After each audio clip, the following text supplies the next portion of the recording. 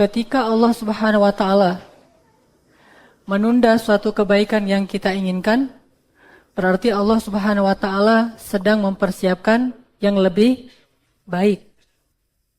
Artinya, kenapa kok nggak dikasih sekarang? Lagi disiapin. Kalau bahasa gampangnya. Saya minta sekarang, tapi kalau kamu minta sekarang, jadinya ya seadanya gitu. Tapi kalau misalnya kamu mau sabar dikit, mungkin disuruh tunggu beberapa waktu lagi, Allah akan mempersiapkan seistimewa mungkin. Bismillahirrahmanirrahim. Assalamualaikum warahmatullahi wabarakatuh.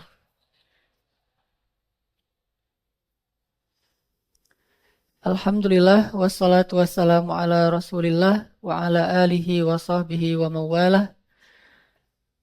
Kita bersyukur kepada Allah Subhanahu wa taala.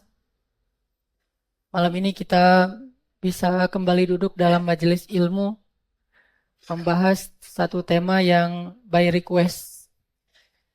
Tema yang cukup hit di kalangan anak-anak muda, baik yang jomblo yang benar-benar belum pernah nikah, ataupun yang jomblo yang udah pernah nikah tapi ngejomblo lagi tuh.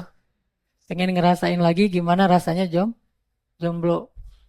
Maka pada malam ini kita akan coba belajar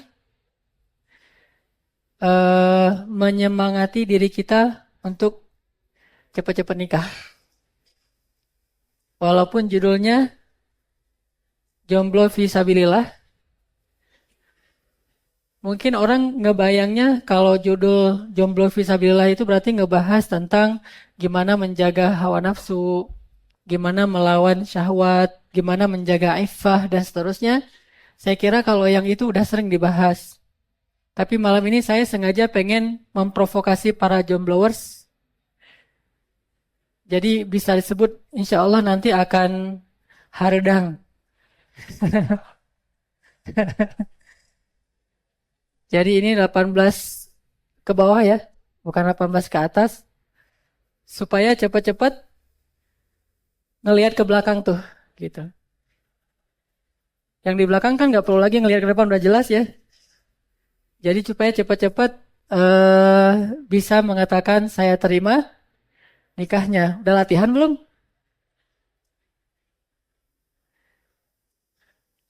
Terus kajian kita ini bisa dinikmati oleh yang udah nikah belum? Yang udah nikah nggak nih?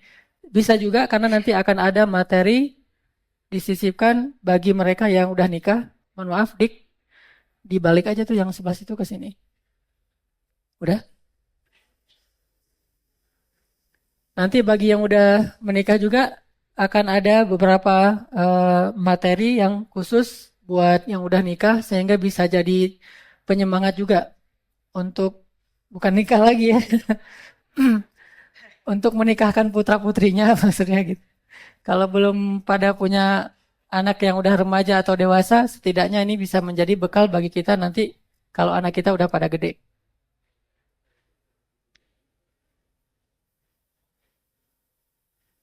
Nah, sebelum kita masuk ke materi kita, nih berhubung layarnya belum menampilkan slide, kita coba baca ayat tentang jomblo. Coba tebak kira-kira di Al-Quran itu ayat tentang jomblo itu surat apa? Ayat jomblo gue banget gitu tuh surat apa tuh? Hmm? Ayat tentang jomblo? Surat Yusuf atau ya? Kan Yusuf itu jomblo sejati kan? Arti jomblo sejati dia fisabilillah banget. Udah keren, udah gitu diuji dengan cewek yang cantik banget, tetapi tetap istiqomah. Berarti kalau kita mau ngomongin jomblo fisabilillah sejati yang inspiring banget itu adalah Yusuf atau Yusuf. Coba kita buka surat Yusuf, kita baca adegan Yusuf fisabilillah dalam kejombloan. Buka surat 12, surat Yusuf,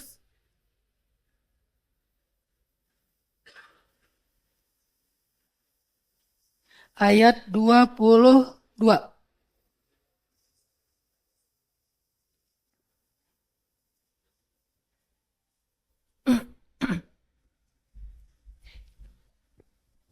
slide-nya ya. Slide-nya nggak jalan. Surat Yusuf ayat 22.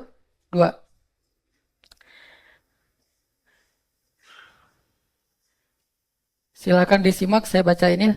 A'udzu billahi minasy syaithanir rajim. Bismillahirrahmanirrahim. ولما بلغ أشده آتيناه حكما وعلما وكذلك نجزي المحسنين وراودته التي هو في بيتها عن نفسه وغلقت الأبواب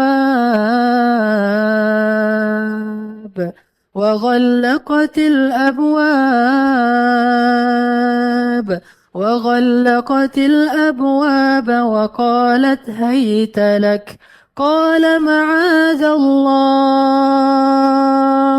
إنه ربي أحسن مثواي إنه لا يفلح الظالمون ولقد همت به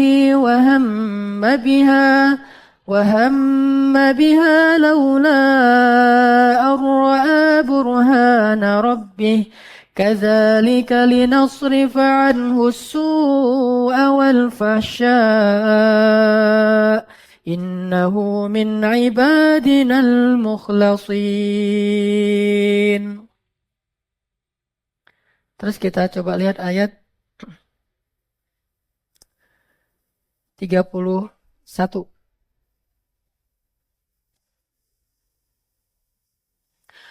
فلما سمعت بمكرهن أرسلت إليهن وأعتدت لهن متكئا وآتت كل واحدة منهن سكينا وقالت اخرج عليهن فلما رأينه أكبرنه وقطعن أيديهن وقلن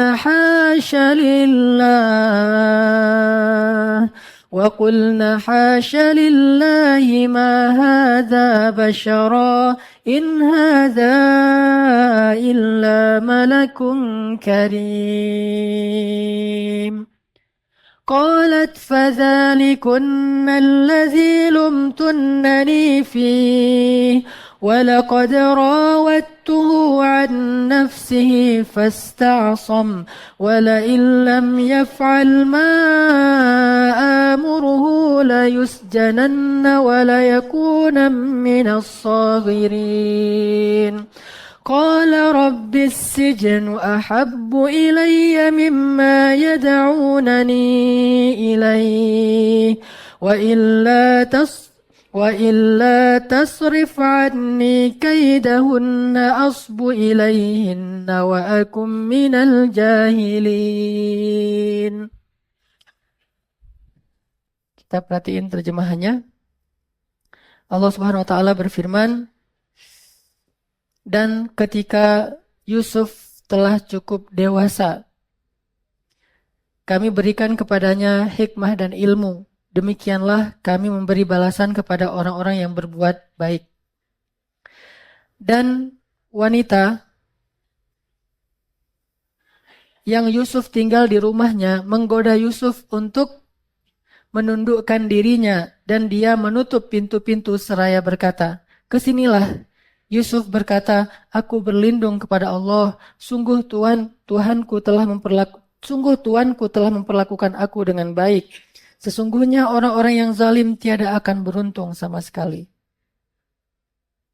Sesungguhnya perempuan itu telah jatuh cinta atau tertarik kepada Yusuf, dan Yusuf pun tertarik kepadanya, andai kata ia tidak melihat tanda-tanda dari Tuhannya. Demikianlah agar kami memalingkan daripadanya kemungkaran dan kekejian. Sesungguhnya Yusuf itu termasuk hamba-hamba kami yang terpilih. Terus ayat 31. Maka tatkala wanita itu mendengar cercaan perempuan-perempuan itu, diundanglah mereka dan disediakanlah bagi mereka tempat duduk.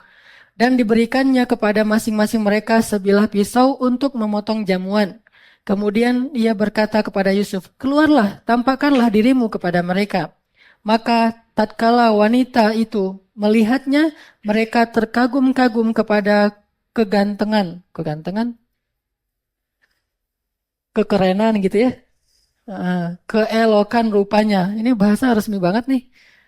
Dan mereka melukai atau memotong jarinya seraya berkata, Maha sempurna Allah, ini bukan manusia, ini pasti malaikat yang sangat istimewa. Wanita itu berkata, dialah orang yang karenanya kalian mencela aku, dan sesungguhnya aku telah menggoda dia untuk tertarik kepadaku atau tunduk kepadaku, akan tetapi dia menolak. Dan sesungguhnya jika dia tidak mentaati apa yang aku perintahkan, niscaya dia akan dipenjarakan dan dia akan termasuk orang-orang yang hina. Yusuf berkata, wahai Tuhanku, penjara lebih aku sukai daripada memenuhi ajakan mereka kepadaku. Dan jika tidak engkau hindarkan aku dari tipu daya mereka, tentu aku akan cenderung untuk memenuhi keinginan mereka. Dan tentulah setelah itu aku termasuk orang-orang yang hina atau bodoh. Jelas ya? Jadi kalau dalam kasus kita, godaan perempuan yang seperti ini mungkin nggak semua ngalamin. Ada yang pernah ngalamin? Ada cewek cantik, terus ngundang kita ke rumahnya mau belajar tahsin. Ustadz banget ya contohnya. Ngundang ke rumah mau konsultasi kayak belajar tahsin atau apalah. Udah gitu sampai di rumah, dia berlaku seperti tadi. Dia tutup semua pintu rumah, terus dia bilang, sini, sini, sini. Dengan pakaian yang udah siap. Itu gimana tuh? Langsung hancur. Semua iman kita, nasihat-nasihat ustadz, taklim hilang semua tuh. Tapi Yusuf nggak kayak gitu. Kalau yang kasus se-ekstrim ini, kayaknya jarang yang ngalamin.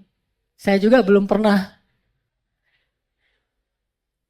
Udah pernah tapi halal. Kalau yang nggak halal mah nggak pernah. Terus kalau dalam kasus kita kayak gimana? Cerita Yusuf ini kalau diterjemahkan lebih kekinian, lebih kontemporer, lebih ke godaan yang sifatnya lewat media. Karena menutup pintu-pintu kita bisa sendiri di kamar, bahkan sambil tidur kita buka handphone kita kemudian nge-browsing segala macam, baik yang video atau film atau gambar atau cerita atau apapun. Itu sama dengan apa yang dialami oleh Yusuf. Sehingga tidak ada yang tahu.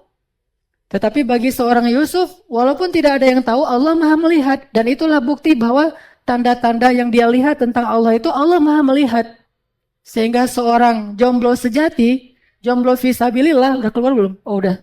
Nah jomblo fisabilillah itu, dia tahu banget bahwa Allah itu selalu ngelihat apa yang kita kerjain. Terus ada yang menarik juga tuh. Diuji dengan satu cewek, berhasil kan? Sekarang diuji dengan banyak cewek. Jadi kalau mau gaya-gayaan pernah jadi playboy apa segala macam, Yusuf itu lebih keren lagi sebetulnya.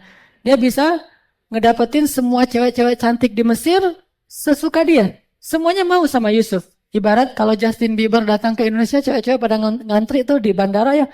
Justin, nangis-nangis. Tapi kan gak ada yang motong tangan itu pun kan ya. Paling nangis-nangis doang tapi nggak ada yang ngiris jarinya sampai nggak berasa gitu. Itu kan berarti Justin masih 1000 kali lebih biasa aja dibandingkan dengan Yusuf. Yusuf 1000 kali lebih dahsyat. Sampai orang mau ngiris tangan itu nggak berasa. Bisa disebut pada saat itu cewek-cewek kalau mau operasi nggak usah pakai obat bius, melihat Yusuf aja tuh. Mana Yusuf? Lihat Yusuf? Ya silakan dokter, dibedah aja lah gitu. Bedah hati saya dokter tuh di sini gitu kan. Lihat Yusuf, saking luar biasanya Yusuf, semuanya pengen sama Yusuf, cantik ganteng banget. Makanya tadi bahasanya keelokan wajah, gak enak tuh bahasanya. Kekerenannya Yusuf tuh, kegantengannya Yusuf tuh luar biasa. Mukjizat. Sampai mereka pas ngeliat Yusuf, wow gitu. Ini bukan manusia, ini malaikat. Udah malaikat pun ada kalimat yang istimewa di situ. Malaikat yang istimewa, malaikat aja udah istimewa, ini lebih istimewa lagi dari malaikat yang biasa. Ini keren banget gitu. Sehingga mereka, wow, terus aja gini nih. Tiba-tiba ngeliat, oh kok berdarah? Ini Yusuf. Apa kata Yusuf? Sesungguhnya penjara lebih aku sukai daripada godaan mereka semua. Semua bayangin. Hidup susah, terhina, disakiti, dikurung, itu lebih baik bagi seorang Yusuf daripada melanggar syariat Allah Subhanahu wa taala. Itu luar biasa. Ini baru disebut jomblo fisabilillah. Tapi malam ini kita nggak akan banyak bahas masalah itu. Silahkan nanti buka lagi surat Yusuf. Kayaknya nih yang jomblo-jomblo wajib hafal surat Yusuf. Insya Allah nanti mungkin bulan Februari atau Maret kita akan sampai Qiyamul di surat Yusuf. Jadi yang jomblo wajib hadir ya. Qiyamul surat Yusuf. Sehingga kalau kita hafal surat Yusuf, nanti pas kita ngalamin yang dialami oleh Yusuf, walaupun dengan contoh yang lebih kontemporer, kita akan mengatakan, Rabbis sijinu ahabu ilai. Wahai Allah, penjara itu lebih saya sukai daripada godaan ini. Oke, malam ini kita akan bahas beberapa hal untuk ngemotivasi teman-teman nih semuanya.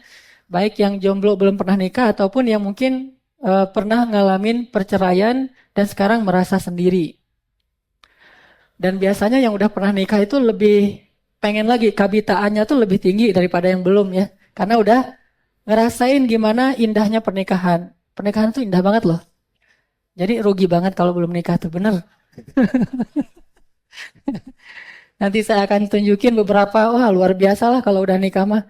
Saya nyesel, nikahnya usia 23 tahun. Kalau tahu gitu saya usia 12 tahun juga pengen nikah gitu. Malam ini kita bahas beberapa poin, silakan dilanjut slide-nya. Pertama, bersabarlah, Allah sedang mendandan pengantinmu di kamar surga. Nih, bagi yang belum nikah nih, di mana jodoh saya? Kok nggak muncul-muncul? Kayak orang tunggu hilal gitu kan ya? Ini kok udah gitu sekali muncul-muncul gitu ikhtilaf lah gitu. Itu punya saya kan kayak nunggu hilal banget kan di awal Ramadan. Mana jodoh saya kok nggak muncul-muncul? Sabar aja. Pertama saya suruh sabar, nanti setelah itu saya suruh cepet-cepet. Pertama sabar aja lah gitu. Kenapa? Kalau jodoh kita belum muncul, berarti Allah sedang mendandan dia di taman surga. Dan kalau kita sampai mati dalam kesabaran, jodoh kita nggak muncul-muncul juga, berarti kita ingin segera dipertemukan dengan jodoh kita yang abadi, yang lebih cantik, yang paling keren banget, yang luar biasa, yang kalau dia muncul di dunia, maka cahaya matahari itu akan hilang gara-gara cahaya dia. Yang kalau sehelai selendangnya jatuh ke bumi, maka antara langit dan bumi itu akan harum semuanya dengan kasturi. Yang kalau, maaf, air liurnya jatuh setetes ke lautan, seluruh lautan itu akan menjadi manis. Yang kalau seorang yang udah mati, mayit, ngelihat wajahnya, mayit itu hidup lagi tuh.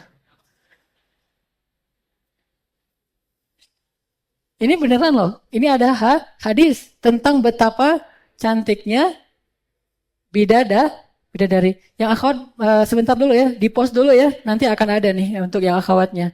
Ternyata luar biasa, ada kisah gini.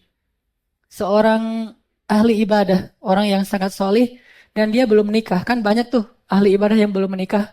Salah satunya ulama yang sampai wafat belum menikah itu siapa? Imam Nawawi misalnya. Tapi bukan nggak mau nikah ya. Beliau terlalu sibuk sehingga sampai nggak kepikiran untuk menikah. Nah, ulama ini usianya sekitar 30-an tahun dan belum menikah. Terus di suatu perjalanan, dia barengan dengan seorang pengusaha, seorang yang kaya raya, dan punya istri 4. Istrinya tuh muda-muda, cantik-cantik, orang-orang yang dari keturunan-keturunan ningrat, sehingga dia bangga banget. Ustadz gitu, udah nikah belum? Belum, Pak. Aduh, Ustadz mah kalah sama saya 4-0 atau ya gitu. Dia bangga-banggain diri tuh. Dia bahwa dia punya 4, apa segala macam. Dia ceritain istrinya. Pokoknya manas-manasin aja. Si ulama ini tenang-tenang, biasa aja, nggak termotivasi, nggak jadi panas, nggak haredang, nggak biasa aja. Terus setelah orang ini cerita panjang lebar tentang kecantikan istrinya, kemudian ulama ini bilang, Pak, Bapak mau tahu istri saya tuh kayak gimana, kata dia. Tadi katanya nggak ada. Ada, tetapi belum ketemu aja, kata dia. Kayak gimana Ustaz? Istri saya itu perawan dan Allah menciptakannya itu bukan dari tanah, tapi menciptakannya itu dari za'faran. Menciptakannya itu dari kafura. Menciptakannya itu dari bahan-bahan yang semua bahan ini wangi. Kalau tanah wangi nggak? Biasa aja kan? Makanya kenapa manusia itu butuh parfum? Karena kita diciptakan dari tanah. Ya gitulah, bau tanah lah ya. Secantik apapun tetap aja tanah.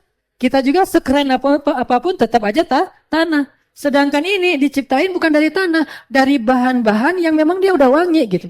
Sehingga nggak butuh parfum. Justru kita yang ngedekatin dia biar kita keikut wangi. Diciptakan dari za'faran, dari misk yang wangi. Seperti saya bilang tadi. Kemudian dia bisa dipandang dari balik tirai. Kalau kita memandangnya dari balik tirai, maka saking putihnya dia kelihatan seluruh tubuhnya. Bahkan kalau dia minum kelihatan air mengalir di tenggorokannya. Pengusaha tadi mulai bingung. Nih orang kayak gimana, secantik apa nih cewek yang diceritain. Udah gitu kalau dia keluarkan satu jarinya di tengah kegelapan, maka kegelapan itu berubah menjadi siang yang benderang. Yang kalau dia bersuara, maka orang yang mendengar suaranya langsung mati. Kalau dia memperlihatkan wajahnya bagi orang yang sudah mati, orang yang mati tadi hidup lagi tuh. Mati hidup gara-gara tergila-gila kepada si cewek ini, luar biasa tuh. Dia bernyanyi langsung mati. Jadi kalau misalnya dia nyanyi kita nggak boleh dengar. Kalau cewek-cewek pada nyanyi kan itu biasa aja ya. Oh ceweknya misalnya nyanyi apa gitu selain Dion misalnya. Nah gitu biasa aja. Tapi kalau dia nyanyi baru baru ngeluarin satu kata aja tuh udah pada mati satu seluruh dunia. Kenapa? Saking tergila-gilanya kepada keindahan suaranya. Yang air matanya ketika keluar dari sudut matanya itu, air matanya itu lebih berharga dari semua berlian ataupun permata yang ada di muka bumi. Setiap butirnya. Jadi kalau ibarat kita pengen nyari batu akik tuh ngegali-gali tanah, ini tinggal nampung aja air mata, nangis dong. Kenapa nangis? Air mata kamu itu permata gitu ya. Luar biasa kan ya? Terus pengusaha ini bilang, siapa perempuan itu? Perempuan itu adalah bidadari yang Allah sediakan untuk orang-orang yang bersabar. Bidadari yang Allah sediakan buat orang-orang yang bersabar. Aduh cepat ya waktunya ya. Insya Allah nanti kita bahas masalah bidadari habis sholat Isya. Ini panjang banget, ada hadis-hadis bidadari itu terciptanya kayak gimana, akhlaknya kayak gimana, sifatnya kayak gimana. Sampai buat kita pengen cepat-cepat mati deh. Kemudian Allah nikahkan dengan bidadari. Dan yang akhwatnya nanti pengen cepat-cepat mati juga biar bisa memilih bidadara. Emang ada? Nanti aja. Coming soon setelah sholat Isya insya Allah. Kita sholat Isya dulu. Baik, bismillahirrahmanirrahim. Sahabat-sahabat sekalian, para jomblowers mujahidin. Pertama poin yang perlu kita sadari bareng bahwa ketika Allah Subhanahu wa taala menunda suatu kebaikan yang kita inginkan, berarti Allah Subhanahu wa taala sedang mempersiapkan yang lebih baik. Artinya, kenapa kok nggak dikasih sekarang? Lagi disiapin. Kalau bahasa gampangnya. Saya minta sekarang, tapi kalau kamu minta sekarang, jadinya ya seadanya gitu. Tapi kalau misalnya kamu mau sabar dikit, mungkin disuruh tunggu beberapa waktu lagi, Allah akan mempersiapkan seistimewa mungkin. Jadi ini kalau yang usia jomblonya di atas 30 tahun, ini berarti kayaknya bakalan dapat yang istimewa banget nih. Angkat tangan yang di atas 30 tahun. Bromet, mana bromet? Bakalan dapat yang sangat luar biasa istimewanya. Karena Allah nyiapinnya lebih lama. Kalau kita misalnya nikahnya dapat cepat, ya mudah-mudahan juga disiapin lah ya. Cuma kalau makin lama itu berarti memang Allah sedang mempersiapkan dengan lebih baik. Sehingga kata para ulama, kalau kita ingin mendapatkan suatu hal yang besar, maka usaha kita itu kita anggap kecil. Kalau dalam istilahnya seorang ustadz yang terkenal di Malaysia tuh, Ustadz Habib Ali Zainal Abidin, Beliau mengatakan kalau kita mau memancing ikan yang besar, kita pakai umpan ikan kecil dan itu hal yang wajar.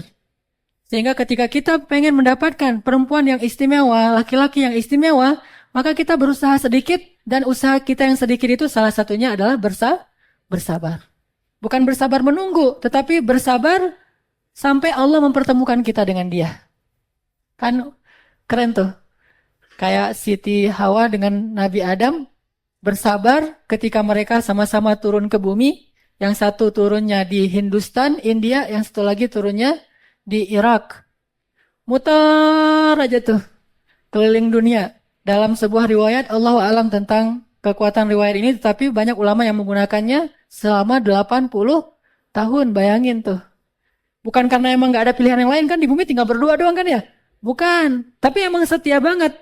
Mereka yakin banget Allah pasti akan mempertemukan. Gak ada sinyal HP. Kamu di mana nih? Di Irak. Kok jauh banget turunnya? Gak ada. Langsung nyari dengan kesabaran dan akhirnya Allah mempertemukan. Jadi perjalanan para jomblowati, jomblowati ini seperti perjalanan Nabi Adam dan Siti Hawa. Cari-mencari gitu. Bukan mencari tapi yang lain nunggu doang, tapi cari mencari. Sama-sama kasih CV. Kasih CV yang ikhwan ke saya, kasih CV akhwat ke saya, ntar saya otak-atik. Kayaknya kalau misalnya di rumah saya coba banding-bandingkan, mana nih yang kira-kira wajahnya agak-agak mirip gitu ya. Ternyata banyak yang mirip saya, akhwatnya gitu. Bahaya itu. Jadi intinya wahai ikhwah, bersabarlah, slide yang kedua, bersabarlah sesungguhnya Allah menyediakan untuk kita dari kesabaran itu istri yang terindah. Kekasih terindah itu adalah para bidadari insya Allah. Kalau kita baca dalam Al-Quran itu banyak banget Allah mengisahkan tentang bagaimana Allah menciptakan para bidadari. Pertama Allah bilang, Inna ansha'nahunna insya'a. Kami menciptakan mereka itu insya'a sekaligus. Apa tuh maksudnya? Allah nggak menciptakan bidadari itu dari bayi, terus masa anak-anak, terus masa-masa dia jerawatan gitu, nggak ada. Jadi nggak ada cerita bidadari ada masa-masa jerawatan lah, ada masa-masa apa, nggak ada itu langsung insya'a. Jadi dengan usia yang paling ideal, dengan kecantikan yang udah abadi kayak gitu. Jadi nggak ada proses sengaja Allah ciptakan dan itu udah ditulis dalam takdir dia bahwa dia itu adalah istri si fulan. Jadi insya Allah kalau kita beriman kepada Allah nggak ada yang namanya jomblo abadi itu nggak ada. Walaupun kita meninggalnya dalam keadaan belum menikah, tetap aja kita akan dinikahkan oleh Allah yang jadi saksinya malaikat, yang menikahkan kita itu walinya adalah Allah. Bayangin tuh. Allah bilang, aku nikahkan fulanah bidadari dengan mahar sabar. Wah, luar biasa tuh. Maharnya sabar, kesabaran kamu di dunia tuh. Maharnya sholat 25 waktu di masjid. Maharnya itu istiqomah, maharnya itu iffah. Tergantung maharnya. Maka Allah SWT menikahkan kita. Para malaikat nyaksiin semua tuh. Kayak acara pernikahan Widi kemarin di Masjid Al-Latif. Wah, semuanya disaksiin. Ada yang live, dikasih tahu ke yang lain. Datang, bareng-bareng datang pengen nyaksiin pernikahan kita. Udah gitu. Kita jawab, saya terima nikahnya bidadari dengan mahar tersebut. Sahnya itu semesta yang mengatakan sah. Malaikat semuanya bilang sah. Dia senyum di dalam kemahnya. Maka Allah Subhanahu wa taala menikahkan semua orang yang beriman dengan pasangannya di surga. Bagaimana dengan perempuan? Perempuan juga begitu dalam hadis Tabrani yang diriwayatkan oleh Ibnu Qayyim Al-Jauziyah dalam kitab Raudhatul Muhibbin. Kata Syekh Ibnu Qayyim Al-Jauziyah, dan walaupun hadis ini kata sebagian ulama dhaif, tapi Syekh Ibnu Qayyim Al-Jauziyah menggunakan hadis itu bahwa perempuan boleh memilih suaminya dan dia pasti akan memilih suami yang paling baik akhlaknya. Ternyata, kata Nabi, akhlak yang baik itu menguntungkan kita di dunia dan di akhirat. Dan kalau seorang perempuan itu menikah berkali-kali, karena Ummu Salamah kan menikah berkali-kali ya, dan cerai mati, suaminya meninggal, dia nikah lagi kayak Khadijah gitu deh. Meninggal, nikah lagi, meninggal, nikah lagi. Terus Ummu Salamah tanya, terus yang mana nanti akan jadi suami saya Rasulullah di akhirat? Kata Nabi, bukan yang terakhir, bukan yang pertama, tetapi yang paling baik akhlaknya di antara mereka. Dan kita nih, sebagai bapak-bapak, yang udah punya istri, suami-suami ini, kita nggak tahu kita bakal hidup di dunia ini lebih lama dari istri kita atau lebih lama istri kita hidup dibandingkan kita. Kita duluan pergi menghadap Allah. Kalau kita duluan pergi menghadap Allah, tiba-tiba kita meninggal, mungkin kecelakaan, mungkin apalah, meninggal, istri kita masih hidup, dan dia nikah lagi.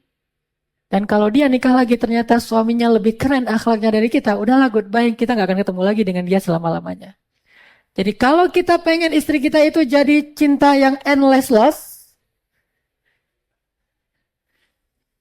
cinta kita di dunia dan di akhirat, maka cara untuk ngejamin itu kita harus yang paling baik akhlaknya. Sehingga kalau kita meninggal, dia nikah lagi, dia tetap akan bilang, gak ada yang bisa menggantikan Hanan At-Taki di hati saya. Oh, gitu. Ini kenapa jadi saya nih? Gitu aja deh.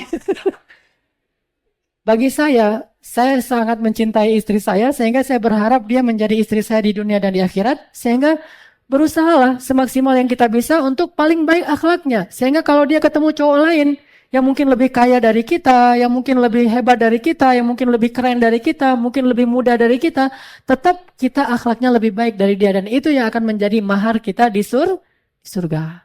Ini yang saya sebut tadi, materi buat yang udah nikah. Kalau kita nggak mau kehilangan istri kita, perbaikilah akhlak kita sehingga dia akan memilih kita nanti di akhirat. Inna ansha'nahunna insya'a. Kami menciptakan mereka sekaligus langsung jadi cewek-cewek cantik. Terus Allah bilang lagi, uruban atroba. Uruban kata para ulama artinya ini cewek punya sifat kasih sayang luar biasa. Kasih sayang yang dia berikan kepada kita tuh luar biasa. Jadi perasaannya itu luar biasa kepada kita, cintanya itu dalam banget. Nggak ada yang cinta ragu-ragu. Saya habis-habisan nggak ya? Ntar kalau saya habis-habisan sama dia ngecewain aku gimana? Kan gitu ya? Nggak ada kalimat takut kecewa. La khaufun alaihim walahum yahzanun. Jadi bidadari ini uruban, sangat mencintai kita tuh habis-habisan. Atroba kata para ulama usianya itu usia pas. Berapa usia pas? Sekitar 20 sampai 30 tahun. Ini usia cewek di surga itu antara 20 sampai 30 tahun. Kalau di bawah itu kurang mateng. Kalau di atas itu kematangan. Jadi pas antara 20 sampai 30 tahun kurang lebih itu atroba. Dan itu akan segitu aja selama-lamanya. Terus pertanyaannya, kita di surga punya anak nggak? Ada hadis yang mengatakan kita di surga itu bisa punya anak. Tapi kita pengen punya anak, istri kita nggak perlu hamil dulu 9 bulan. Kita pengen punya anak ya gitu aja terus langsung punya anak gitu. Gak usah diperjelas ya. Gitu pokoknya. Langsung punya anak. Subhanallah ya. Dan bisa punya anak yang banyak. Sebanyak penduduk surga itu bisa menjadi anak-anak dan cucu kita. Ini luar biasa. Menunjukkan bahwa di akhirat itu, di surga itu kehidupan gak terlalu jauh berbeda dengan di dunia. Nikmat, hanya tidak ada lagi kesedihan, kekecewaan, kegalauan, kekhawatiran. Gak ada yang kayak gitu-gitu. Semuanya bahagia terus menerus. Sampai uruban kata para ulama itu nggak pernah ngejengkelin kita tuh nggak pernah. Itu uruban. Nggak ada cerita istri surga buat kita bete. Kenapa Ustadz rajin di masjid? Lagi bete aja di rumah. Nggak ada itu di surga. Kenapa kok hari ini kayaknya wajahnya agak-agak sedih gitu. Habis dimarahin istri kan gitu kan. Umar kan ya pulang ke rumah dimarahin istri. Pergi ke rumah Rasulullah. Rasulullah juga lagi dimarahin istri bareng tuh. Terus keluar bareng-bareng ketemu. Ya Rasulullah, istri saya marahin saya juga kata Rasul. Di akhirat tuh nggak ada adegan kayak gitu, dimarahin istrinya buat kita bete, istrinya buat kita marah, itu nggak ada. Benar-benar nyenengin hati banget, nyenengin hati banget. Betul-betul seperti doa, waj'al Rabbana hablana min azwajina qurrata ayun, jadikanlah di antara istri-istri kami itu penyejuk mata banget. Itu namanya uruban. Terus azwajum mutahharah, walahum fiha azwajum mutahharah. Wahum fiha khalidun. Istri yang mutahharah, istri yang suci. Apa arti suci di sini? Suci di sini artinya nggak ada haid, nggak ada buang air kecil, nggak ada buang air kecil besar, dan tidak ada keringat. Artinya nggak ada keringat, nggak ada bau keringat. Keringatnya ada, tetapi keringat itu parfum, wangi. Dan butiran keringat itu tadi seperti mutiara, tidak ada haid. Perempuan di surga itu tidak ada haid. Jadi nggak ada yang jual. Misalnya pembalut di surga itu nggak ada. Kenapa tidak ada? Haid bersih semuanya. Dan nggak ada cerita, kalau istri kalian lagi yas'alunaka 'anil mahid, qul huwa adzan fa'tazilun nisaa fil mahid. Mereka bertanya kepadamu tentang haid. Maka katakan haid itu penyakit. Maka jangan dekati perempuanmu atau istrimu dalam keadaan sedang haid. Fa'tazilu, jauhi istrimu ketika sedang haid. Kan gak enak banget tuh. Seminggu bayangin. Gak bisa ngebayangin ya? Ya udah nanti aja dibayangin. Seminggu gitu loh, gitu ya. Yang biasanya mungkin seminggu beberapa kali, ternyata ini seminggu gak bisa sama sekali kan, pusing juga tuh. Nah di surga tuh gak ada yang kayak gitu-gitu. Ini indahnya surga. Maaf ya bukan bermaksud vulgar, tapi emang kayak gitu hadisnya. Ayatnya emang kayak gitu, tidak ada haid, tidak ada yang menghalangi kita untuk mendekati dia, dan tidak ada buang air kecil, tidak ada buang air besar, benar-benar bersih sekali, bersih luar dalamnya. Tidak ada bau keringat, tidak ada apapun, bersih luar dalamnya. Dan yang paling luar biasa menurut saya itu, cewek surga itu adalah, saya bilangnya cewek surga ya, qasiratut tarf. Apa itu qasiratut tarf? Menundukkan pandangan. Kata para ulama tafsir, arti menundukkan pandangan itu, dia tuh nggak pernah ngelihat cowok lain. Satu-satunya laki-laki yang dia kenal, cuma kita. Kan enak banget tuh, pas kita buka HP-nya, nggak ada nama cowok, cewek semua gitu. Karena yang cowok juga dirubah namanya jadi cewek. Semuanya pakai Siti gitu ya. Padahal berkumis, berjanggut. Gak ada yang dia nggak kenal seorang cowok pun, benar-benar bersih banget. Qasiratut tarf. Jadi kalau misalnya dia tanya, kamu kenal si Fulan nggak? Nggak kenal. Kamu pernah ketemu si Fulan nggak? Nggak pernah. Kamu pernah ngelihat Fulan? Fulan tuh keren banget loh. Nggak pernah ngelihat. Bagi aku, kamu tuh yang paling keren. Kamu tuh pangeran aku banget gitu kata dia. Itu qasiratut tarf. Dia tidak akan ngelihat seorang laki-laki pun kecuali suaminya. Nggak tertarik pun tuh ngelihat. Yang mana orangnya, nggak ada itu. Ngelihat artis, ngelihat model, ngelihat atlet, ngelihat teman kita yang kita bawa ke rumah itu nggak ngelihat sama sekali. Biasa aja. Kenapa? Bagi dia yang paling ganteng sedunia itu adalah suaminya. Jadi dia setia banget sama kita. Itulah yang Allah sediakan bagi siapa yang bersabar. Sehingga kata para ulama, jika Allah tidak memberinya di dunia, maka Allah memberinya di akhirat. Sekarang buat yang cewek-cewek. Terus kalau yang ceweknya meninggalnya belum nikah gimana Ustadz? Allah sediakan yang tadi, Yusuf untuk mereka di surga.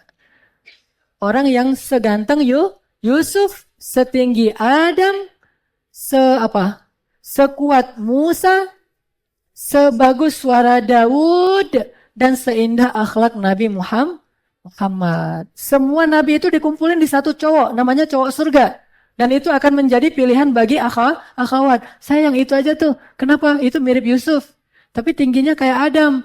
Kalau dia bersuara kayak Daud. Gimana suara Daud? Sampai gunung juga akan ikut bertasbih bersamanya. Burung itu berhenti terbang. Air berhenti mengalir karena suara Daud. Kalau suara kita kan biasa aja ya. Kita udah capek-capek teriak. Orang biasa-biasa aja tuh. Tetap aja ngantuk kalau dengar suara kita. Tapi suara Daud bisa membuat alam ini bertasbih bersamanya. Suaranya tuh kayak Daud. Jadi kalau dia lagi jalan bareng yang cewek di surga, jalan bareng terus dia nyanyi gitu ya. Cowoknya nyanyi cuma nggak tahu pakai gitar apa enggak gitu, akustik apa enggak. Pokoknya dia nyanyi aja gitu. Itu si ceweknya tuh, kamu romantis banget sih gitu. Itu luar biasa karena suaranya indah. Kekuatannya seperti Musa.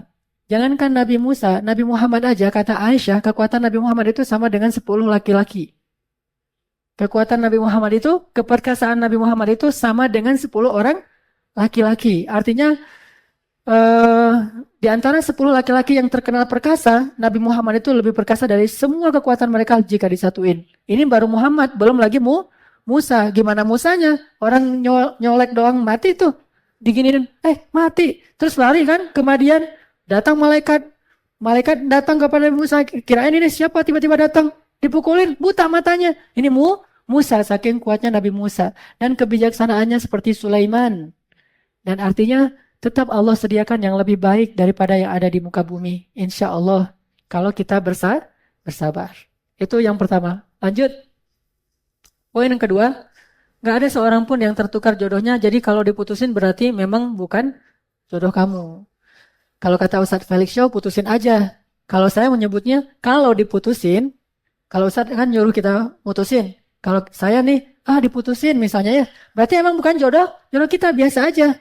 Kalau misalnya kita merasa, katakan diputusin sebelum nikah. Kalau diputusin setelah nikah, kan ini lebih sakit nih. Sakitnya di mana-mana kan ya. aduh diputusin, nggak mau lagi, ya minta talak 3 langsung. Kita kan sebagai laki-laki banyak pertimbangan tuh, nggak mau ngasih talak 3, talak 1 aja deh ya, talak 1 aja ya, yang udah talak 3 aja gitu. Akhirnya talak 1 pas masa idah nggak boleh ketemu, padahal fikihnya masa idah tuh masih boleh serumah, si perempuannya masih boleh buka jilbab, bahkan masih boleh tidur bareng. Kenapa? Supaya mereka nanti berkasih sayang lagi terus jadi rujuk gitu. Tapi dia nggak mau, pokoknya mau pisah rumah aja, bukan pisah ranjang lagi. Sehingga akhirnya kita benar-benar merasa diputusin, dia mutusin saya Ustadz. Gimana tuh kondisinya? Kalau diputusin berarti emang dia datang dalam kehidupan kita hanya sebagai ujian, bukan jodoh kita.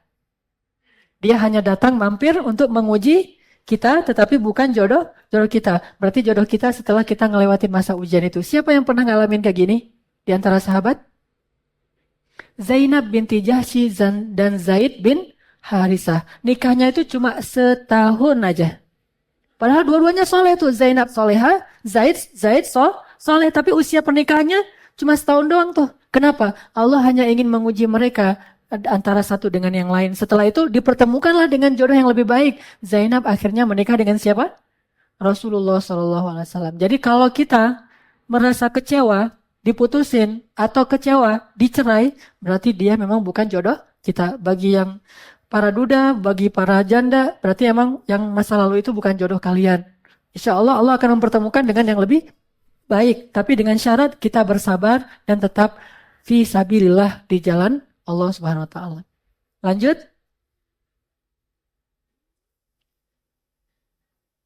Nih, apa mahar kita untuk istri kita atau untuk suami kita sebelum kita ketemu dia? Mahar kita itu adalah jaga diri. Apa kata Nabi? Jaga diri kalian, aufu ta'ifu nisa'ukum. Jaga diri kalian, maka istri kalian akan menjaga dirinya untuk kalian. Jadi kalau kita pengen dapat cewek yang misalnya menjaga pandangan, kita harus jaga pandangan dulu. Kalau kita pengen dapat cewek yang pemalu, kita harus punya sifat malu. Kalau kita pengen dapat cewek yang orangnya cerdas, kita harus banyak belajar. Kita pengen dapat cewek itu yang benar-benar ideal menurut kita, kita juga harus memperbaiki diri kita supaya ideal. Jadi at-tayyibin lit-tayyibat. Orang-orang yang baik itu ketemunya dengan yang baik. Jadi gimana kita ngebayangin calon pasangan kita, maka kita harus mulai diri kita dulu untuk menjadi seperti itu. Insya Allah Allah akan mempertemukan demikian. Kenapa? Al-jaza min jinsil amal. Balasan itu tergantung jenis amal. Balasan itu tergantung jenis amal. Memang ada pengecualian. Ada juga, ada tuh Ustadz, orangnya baik, soleh, tapi pasangannya enggak. Nah ini pengecualian. Enggak selalu terjadi. Yang banyak terjadi justru yang baik ketemu yang baik, yang tidak baik ketemu yang tidak baik. Atau yang baik ketemu yang tidak baik, kemudian menjadi ujian bagi dia atau menjadi rahmatan bagi dia, kemudian orang itu menjadi baik. Intinya, perbaiki diri kita kalau kita ingin mendapatkan yang terbaik. Dan itu pasti berlaku. Jadi niatin aja dari sekarang. Kenapa kamu menundukkan pandangan? Biar dia di sana juga nundukin pandangan. Kenapa kamu rajin ta'lim? Biar dia di sana juga rajin ta'lim. Siapa tahu ketemunya di ta'lim yang sama misalnya. Hal-hal yang seperti itu, perbaiki di diri, itu mahar kita. Dan itu akan berlaku banget buat pasangan kita. Atau bahkan udah menikah juga bisa kayak gitu. Kenapa? Karena orang yang sudah menikah akan diuji dengan pasangannya lewat dosa-dosanya sendiri. Jadi kalau saya pernah ngerasa kayak gitu. Saya misalnya habis ta'lim gitu ya. Ibu-ibu datang ke saya, Ustadz foto dong. Gitu kan. Ada sekitar 3-4 orang ibu-ibu pengen foto sama saya. Oh iya kan nggak enak tuh ditolak. Udah Ustadz foto dong gitu. Udah gitu fotonya nempel. Saya ke sini ada ibu-ibu, ke sini ada ibu-ibu kan gitu. Akhirnya aduh, jadi gini saya tuh kayak orang menggigil. Terus karena udah agak jarang ditempelin lagi, udah ada jepret gitu. Ternyata Allah langsung membalas. Mungkin pas kita pulang ke rumah ada tamu di rumah kita yang memang pekerjaan istri kita, dia menyambut tamu sementara kita tidak ada di rumah dan seterusnya. Walaupun nggak berbuat apa-apa, tetapi kita diuji dengan hal yang sama. Dia akan Allah utus untuk ngeganggu istri kita, sebagaimana kita juga pernah melakukan hal yang sama, dan itu terjadi. Saya ngerasain banget. Dan bukan karena kesalahan istri saya juga, memang ada yang sengaja datang. Kadang-kadang ada SMS nyasar, ditelepon berkali-kali atau apalah. Mungkin karena saya beberapa kali ngebalas SMS curhat atau konsultasi tengah malam. Jam 12 malam, Ustadz boleh tanya? Jam 12 malam. ini Ustaz saya ada masalah segala macam. Saya baca panjang di scroll aja nggak selesai-selesai tuh curhatnya. Udah gitu dibalas, balasnya diladenin terus jadi panjang, larut gitu, nggak ada niat apa-apa tapi jadi larut. Ternyata nanti ada aja yang ganggu istri atau gimana aja, pokoknya ada aja yang kayak gitu-gituan. Bisa jadi dari luar, bisa jadi macam-macam lah kasusnya. Intinya itu berlaku. Makanya saya percaya banget dengan istilah dari ulama al-jaza min jinsil amal. Kalau bahasa orang Hindu mungkin karma ya. Tapi kalau kita nggak nyebutnya karma, tapi al-jaza min jinsil amal. Balasan itu tergantung jenis amal. Lanjut lagi. Nah ini penting banget nih. Kekasih itu atau pasangan itu hadiah dari langit. Jadi jangan ditolak.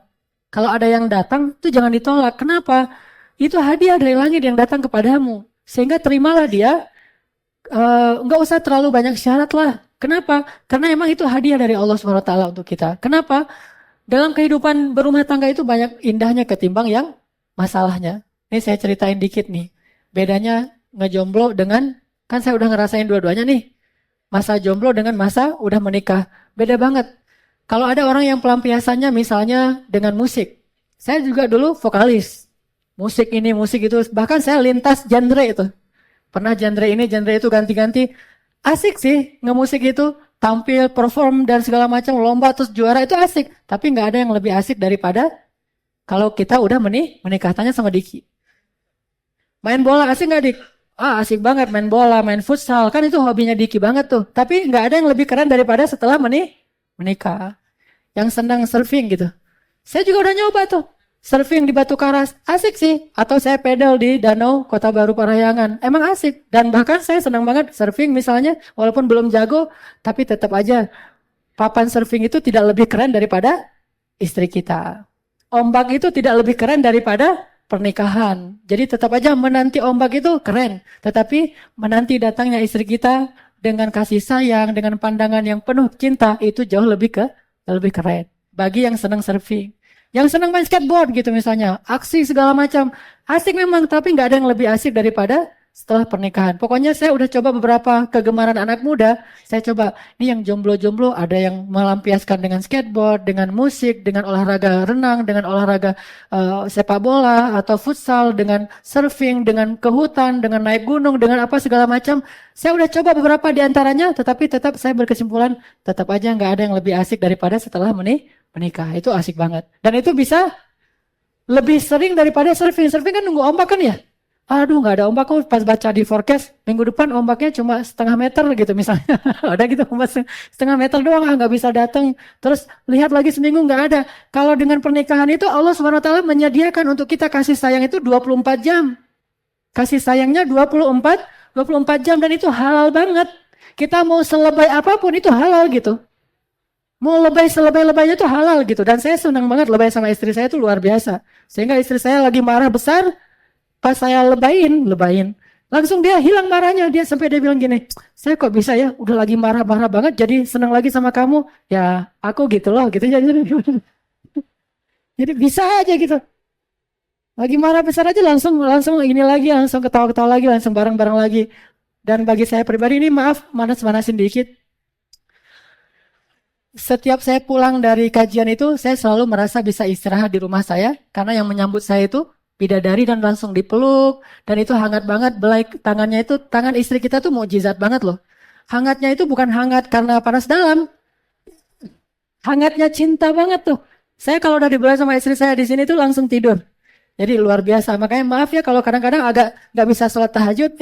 Itu efek dari mawaddah sakinah mawaddah rahmah itu.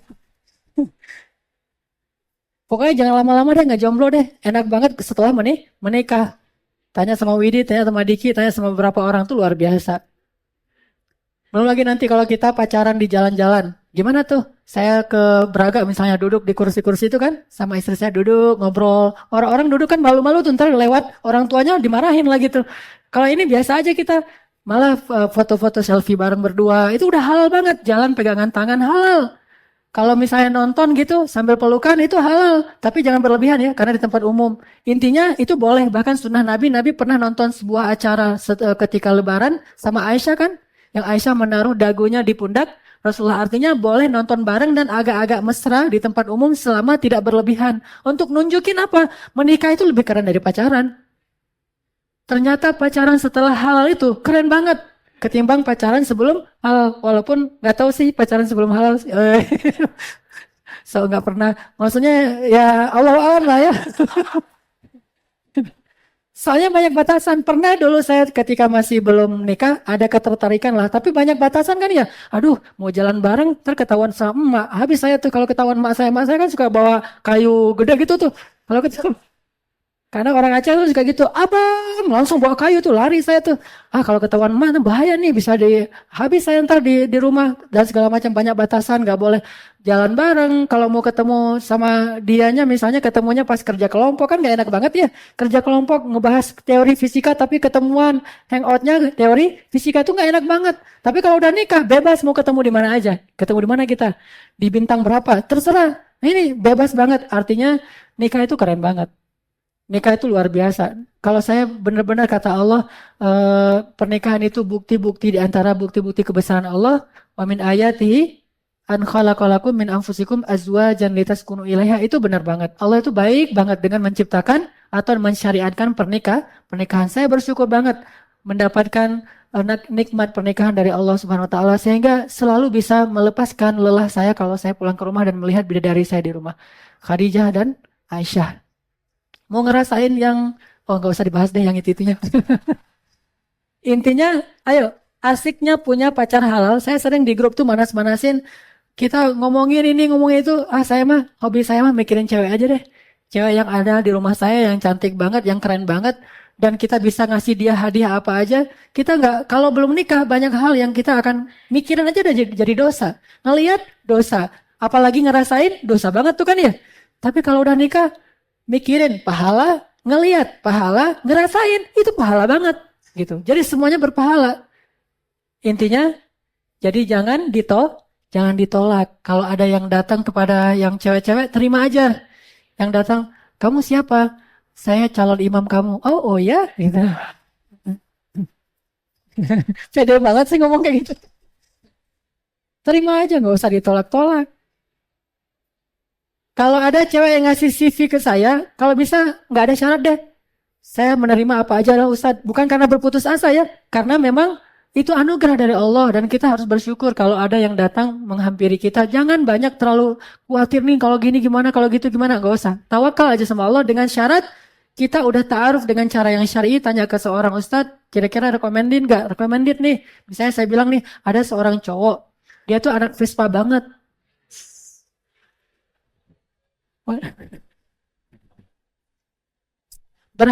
Bertahun-tahun kemana-mana sama Vespa yang belakangnya masih kosong, nggak ada siapa-siapa.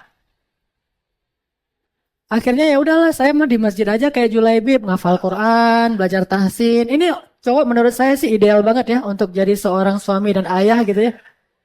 Coba berdiri dulu, Vel. Jadi itu kalau menurut saya nih, saya aja banyak terinspirasi dari Vela. Terinspirasi apanya? Saya kan kadang-kadang semangat ngulang hafalan tuh jadi kurang karena namanya juga manusia, iman lagi turun. Pas ngelihat Vela lagi murojaah hafalan di pojok Masjid Al-Latif, oh Vela aja hafalannya tuh keren banget, Al-Ankabut gitu loh. Al-Ankabut itu kan susah banget, dia udah hafal, akhirnya semangat lagi. Ini kan ideal banget nih buat suami sama ayah nih. Nanti anak kita diajarin sama Vela, tahsin 2 ya Vela, luar biasa. Kayak gitu-gitu, jadi nggak usah terlalu banyak.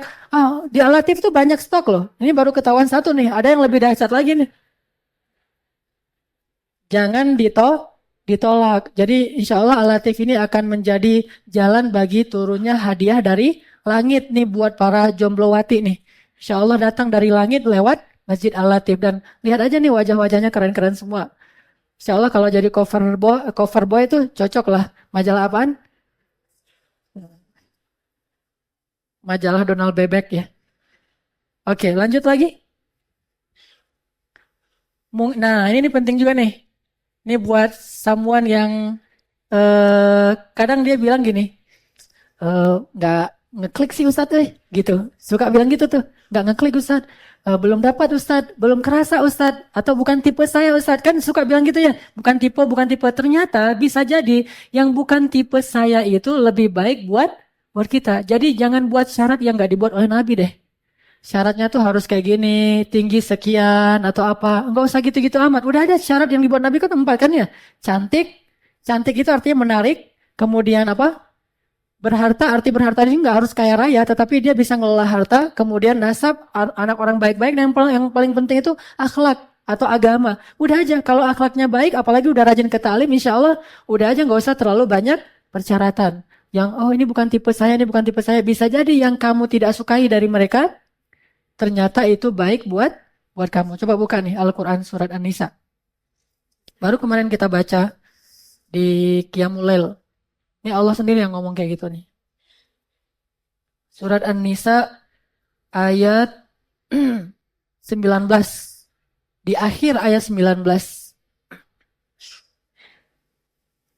Di akhir ayat 19. فَإِنْ كَرِهْتُمُوهُنَّ فَعَسَىٰ أَنْ تَكْرَهُوا شَيْئًا وَيَجْعَلَ اللَّهُ فِيهِ خَيْرًا كَثِيرًا. Kalau kalian tidak suka atau nggak ngeklik atau bukan tipe saya terhadap perempuan, maka bisa jadi yang kalian tidak suka itu akan Allah jadikan di dalamnya banyak sekali kebaikan.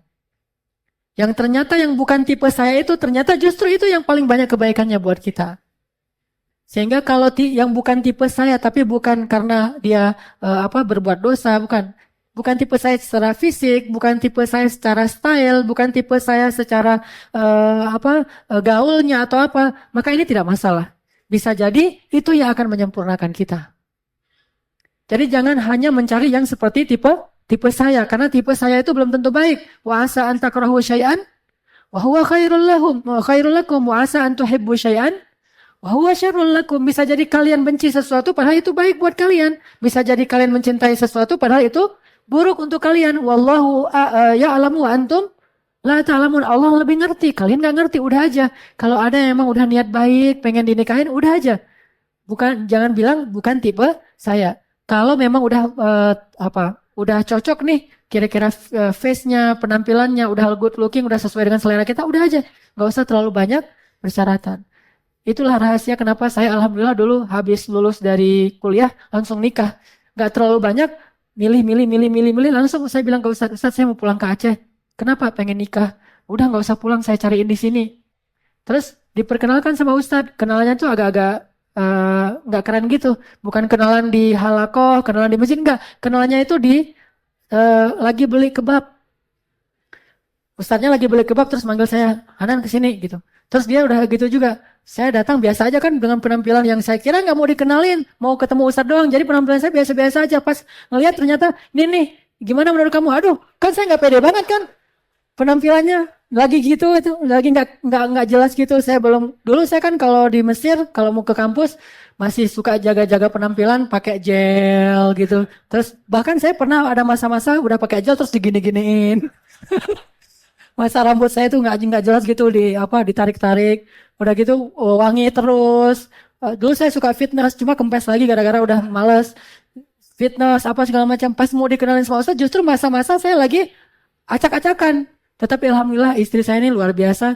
Dia yang justru menerima saya apa adanya, bukan saya menerima dia apa adanya. Dia bilang, ya saya mah terserah Ustadz, kan diamnya seorang perempuan itu berarti ya. Nah tinggal di saya nih. Saya langsung waktu itu ngirimin dia 1 bait lagu dari Melly Guslow waktu itu. Akhirnya dia jatuh cinta. Udah kita nikah deh. Alhamdulillah sampai sekarang dikaruniai putra putri dan ini rahmat dari Allah Subhanahu Wa Taala. Jadi jangan banyak syarat, udah aja yang bukan tipe kita asalkan bukan melanggar syariat itu insya Allah jadi kebaikan. Lanjut.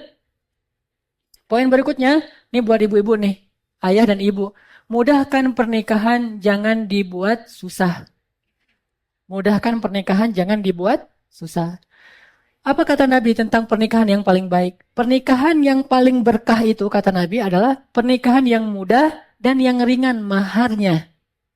Sebaik-baik perempuan yang paling ringan maharnya. Jadi yang cewek minta mahar itu yang paling ringan. Coba balik ke yang paling atas, yang nomor 1. Jadi ringan, yang paling ringan maharnya nah ada KitKat, itu bisa jadi mahar tuh. Ya, coklat, wafer, ya. atau setangkai bunga atau senjata mainan itu juga bisa jadi mahar. Pokoknya apa aja deh. Kalau nggak ada apa-apa, sorbannya juga bukain aja ketahuan tuh orangnya mana gitu. Ada di sini. Pokoknya maharnya diringankan. Jadi ini benar banget mewakili apa yang kita bahas. Jadi bisa maharnya cuma KitKat doang. Kamu punya apa? Aku cuma punya KitKat. Dah aku mah apa tuh gitu misalnya. Udah, terima aja udah kalau kayak gitu. Yang penting niatnya baik gitu. Terus atau dia memberikan setangkai bunga dan durinya udah dibersihin sama dia, setangkai bunga mawar yang tak berduri dikasih sama kita. Itu terima aja, Masya Allah ya dia niatnya tulus banget bukan mau jadi pacar saya tapi pengen jadi imam saya dengan takbir kita menerima Allahu Akbar gitu. Terima aja seringan dengan mahar. Kalau nggak ada apapun, Al-Quran deh. Gimana Al-Quran? Hafalan. Kamu punya apa? Maaf ya, aku punyanya Al-Ikhlas. Ikhlas banget pokoknya gitu. Insya Allah kalau maharnya Al-Ikhlas, insya Allah pada punya ya. Dan itu ada hadisnya. Ada seorang laki-laki datang ke Rasul. Nih jomblonya sahabat nih. Datang ke Rasul. Ya Rasul saya pengen nikah. Miskin banget nih orang. Cuma gak disebutkan namanya. Kata Rasulullah, ya sudah. Coba kamu pulang ke rumah, carilah mahar yang kamu bisa berikan. Walaupun cuma cincin besi. Pulang dia ke rumah, disuruh sama Nabi. Dia pulang ke rumah, nyari-nyari di rumahnya. Terus balik lagi, ya Rasul. Kata Rasul, gimana? Kamu dapat apa di rumah? Gak ada apa-apa di rumah saya Rasulullah untuk jadi mahar. Terus kamu punya apa? Gak ada apa-apa ya Rasul, cuma punya selai baju yang saya pakai sekarang ini. Hah? Kalau kamu kasih itu sebagai mahar, terus kamu pakai apa kan? Gak keren banget kan ya? Pernikahan bajunya mana? Saking gak punya apa-apa, cuma punya selai baju itu luar biasa. Akhirnya Nabi bilang, ya udah, apakah kamu punya hafalan Al-Quran? Kata dia, ada ya Rasul, cuma nggak disebut Al-Ikhlas. Mungkin dia hafal beberapa juz Al-Quran lah, keren lah ya. Masa Al-Ikhlas doang kan kurang menghargai perempuan. Berikan yang lebih banyak. Kalau saya dulu mahar saya, ini ikhtilaf memang secara fikih. Ada ulama mengatakan nggak boleh harus perhiasan. Tapi ada hadis yang kayak gitu. Dulu saya selain mahar cincin, saya maharnya surat At-Tahrim. Surat At-Tahrim itu salah satunya adalah ku anfusakum wa ahlikum naro. Hafalan surat At-Tahrim. Waktu itu saya belum hafal, langsung hafal cepet-cepetan. Udah setelah seminggu store ke ustaz saya, udah siap nikah nih. Udah langsung nikah dengan At-Tahrim dan satu perangkat buku fikih namanya Fiqhul Islam wa Adillatuh karya Syekh Wahab Az-Zuhaili yang sudah meninggal, mudah-mudahan Allah merahmatinya. Nah, ini buku ini masih ada di rumah saya, malah jarang dibuka karena zamannya juga mahar kan ya. Gak boleh dirusak-rusakin. Jadi saya bukanya itu yang software aja, yang Wahab Az-Zuhaili yang hardcovernya, yang hard copy-nya ada di rumah. Ini maharnya. Jadi kata Nabi, apa yang kamu punya dari Al-Quran? Saya punya beberapa hafalan. Akhirnya kata Nabi, saya nikahkan kamu dengan fulan, si perempuannya, dengan apa yang kamu hafal dari Al-Quran. Jadi ayo, siapa yang mau hafal surat At-Tahrim, datang ke saya store. Insya Allah udah siap tuh. At-Tahrim, Al-Muluk, Ar-Rahman. Al-Ankabut udah tuh. Al-Ankabut 1. Jadi apa aja mudah kan? Yang perempuan juga gitu. Kalau dia tanya, saya kasih apa maharnya buat kamu? Apa yang kamu bisa aja gitu. Gak usah bilang kalau mahar sih, kalau bisa sih Alphard gitu. Terus juga rumahnya satu villa misalnya. Gak usah gitu-gitu amat. Walaupun gak salah ya meminta mahar yang bagus, yang karena ini salah satu problem di Mesir itu kenapa orang Mesir nikahnya kalau udah doktor usia 40 tahun karena mahar perempuannya itu mahal-mahal.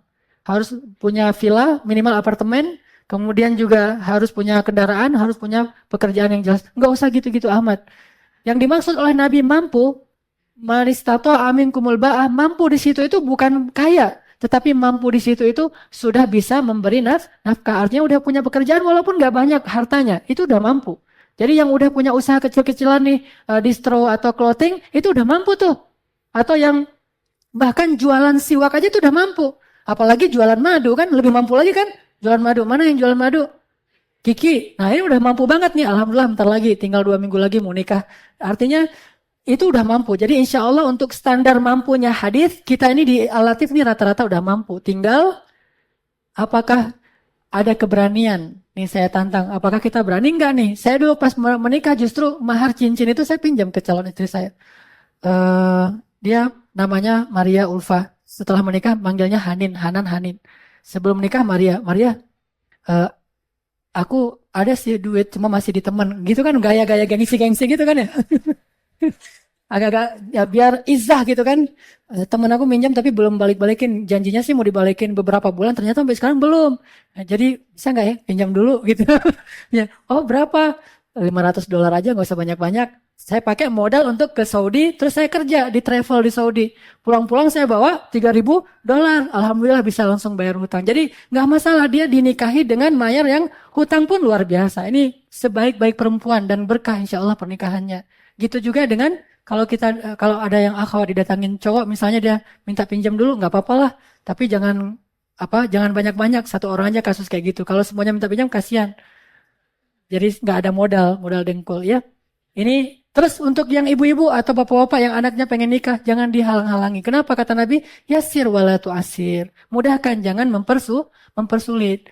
Kadang-kadang kita membuat syarat sendiri. Syaratnya misalnya kalau yang saya tahu nih di beberapa tempat di Jawa itu nggak boleh melangkahi kakak misalnya. Kakak kamu kan belum nikah. Lalu nunggu sampai kapan tuh? Apalagi kalau misalnya kakaknya banyak syarat kan kita ke bawah-bawah kan. Oh kakak saya mah syaratnya harus bule. Udah gitu kayak gini terus segala macam susah itu. Nanti malah ke bawah-bawah. Jangan, itu nggak ada syarat dalam hadis harus ikutin kakak dulu. Nggak boleh ngedaluin kakak. Terus juga ada syarat misalnya namanya dihitung. Nama kamu siapa? Nama kita disebutkan terus dihitung pakai apa itu weton segala macam kan ya. Udah itu dikaitkan dengan yang datang, oh kalian tuh nggak cocok karena secara hitung-hitungan tuh nggak dapat. Akhirnya datang lagi nggak cocok, terus aja kayak gitu. Dan ada akhwat yang sampai usia 37 tahun baru nikah gara-gara siapa yang datang ke rumahnya kata orang tuanya tuh nggak cocok hitung-hitungannya, namanya itu nggak ketemu gitu. Dan ini dibuat-buat, tidak ada dalam hadis Rasul. Makanya mudahkanlah jika ada anak kita yang pengen menikah, itu niat baik loh ya. Itu bukan niat jahat, itu niat baik banget. Menikah itu ibadah kepada Allah dan Allah ridho banget kepada orang yang menikah. Bahkan setan itu nangis melihat orang yang mengijab kabul pernikahan. Jadi mudahkanlah, dan kalau perlu kita membantu. Makanya saya pernah cerita ketika saya SMA dulu, saya pernah cemburu sama ketua OSIS saya. Ketua OSIS saya kelas 2 SMA udah nikah. Hah? Kelas 2 SMA udah nikah, itu keren banget tuh. Dia juara kelas, nikah sama juara kelas. Jadi sama-sama juara kelas nih. Yang cowoknya juara 2, yang ceweknya juara 1, ranking 1. Nikah kelas 2 SMA. Yang ceweknya orang tuanya ini dokter spesialis, dua-duanya ayahnya dokter spesialis, ibunya dokter, saking bersemangatnya, ibunya juga dokter spesialis. Yang Ikhwan, ayahnya itu dosen di salah satu universitas di Banda Aceh. Udah gitu pas mereka ada ketertarikan, pulang ke rumah orang tuanya udah nebak, terus tanya, kamu suka sama seseorang? Mereka jujur-jujur terbuka gitu. Oh iya, iya, ayah saya ada perasaan gitu. Terus gimana, mau serius nggak? Ya, tapi kan masih sekolah juga. Nggak, maksudnya perasaan kamu serius nggak gitu, ditanya sama orang tuanya. Ya serius sih. Ya udah. Akhirnya orang tuanya tanya alamatnya, langsung pergi ke orang tua si cewek. Ngomong nih sesama orang tua, dan karena sama-sama rajin ikut taklim, paham, akhirnya mereka sepakat, ya udah kita nikahin aja anak kita. Terus segala sesuatu, nafkah segala macam kita bareng-bareng aja, kita bantu anak kita. Udah, sepakat, dipanggil lah anaknya berdua. Udah gitu kata orang tuanya, kalau kalian serius nih, ayah, ibu nih, papa, mama semuanya udah sepakat, setuju jika kalian menikah. Kapan kalian mau? Enak banget kan kalau ada orang tua kayak gitu kan ya? Udah mampu, terus paham, kan mudah banget urusan kita kan? Akhirnya ya udah kalau gitu tunggu liburan sekolah. Pas liburan sekolah, kita lagi di rumah pada nggak jelas gitu kegiatannya. Pas udah lagi di rumah tiba-tiba dapat undangan. Siapa yang nikah? Ternyata teman kita yang sesama satu kelas tuh nikah gitu. Tapi nikahnya tuh karena emang masih di bawah umur, nggak terdaftar. Ya orang nyebutnya siri itu, tapi dalam Islam kan tetap aja sah dan bagus dan didukung oleh orang tuanya. Udah nikah, besok-besoknya mereka kalau pergi ke sekolah itu naik motor berdua, itu kayak orang pacaran banget, dan duduk di kelas tuh pandang-pandangan. Kita waduh, makin tersiksa tuh di kelas tuh. Itu luar biasa. Itu inspiring banget buat saya. Ada teman yang bisa nikah di usia kelas 2 SMA dan gak punya anak kecuali ketika mereka udah kuliah. Emang komitmen gitu. Tapi mereka udah tinggal serumah, tinggal sekamar, kemana-mana bareng. Bahkan luar biasa, romantis banget kehidupannya. Terakhir yang saya tahu, salah satu di antara mereka udah kuliah di Jerman. Tetap aja sukses, jadi nggak ada ngaruhnya. Jangan berpikir bahwa pernikahan itu menghambat kesuksesan kita. Bukankah pernikahan itu ibadah, dan ibadah itu nggak mungkin menghambat kebaikan. Makanya nikahkan anak bapak ibu yang sudah punya keinginan dan insya Allah sudah punya penghasilan walaupun tidak besar. Mudah-mudahan itu akan memudahkan urusan kita di dunia dan di akhirat. Itu aja nih tentang jomblo fisabilillah right way. Mudah-mudahan kita jadi seperti Nabi Yusuf dalam masa-masa jomblo dan menjadi seperti Nabi Ismail, Nabi Muhammad dalam masa-masa setelah kita nanti sudah menikah menjadi seorang ayah yang imam waja'alna lil muttaqina imamah dan yang perempuannya menjadi seperti Khadijah, seperti Fatimah, seperti Aisyah insyaallah. Sebelum kita tutup nih ada beberapa hal yang mau saya sampaikan. Yang pertama dari saya ngewakilin Pak Hidayat. Pak Hidayat mana?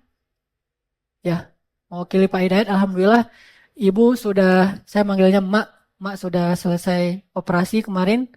Dan Pak Hidayat meminta saya mewakili beliau untuk ngucapin jazakumullahu khaira jaza.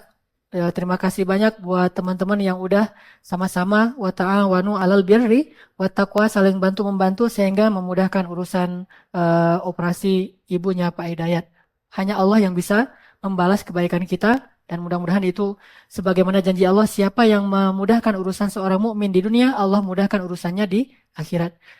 Kemudian malam ini kita juga akan berdoa seperti doa yang biasa untuk kaum muslimin Palestina, Suriah, Yaman, Syam dan seterusnya.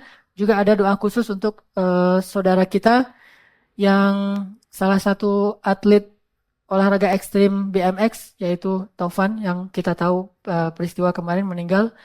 Mudah-mudahan Allah Subhanahu wa taala mengampuni dosa-dosanya, menerima amal ibadahnya dan menempatkannya di tempat yang mulia dan terbaik di sisi Allah Subhanahu wa taala. Kemudian juga kepada keluarganya diberikan kesabaran, kepada teman-temannya mudah-mudahan tetap solid, ukhuwah dan menjadi para atlet-atlet yang profesional di bidangnya dan juga taat kepada Allah Subhanahu wa taala dan mudah-mudahan semuanya selain main BMX juga kita juga rajin-rajin ke taklim sehingga jadi BMX syariat insyaallah ya. Jadi kan udah banyak nih skateboard syariat dan segala macam, ada BMX syariat insyaallah. Baik, kita tutup dengan sama-sama berdoa.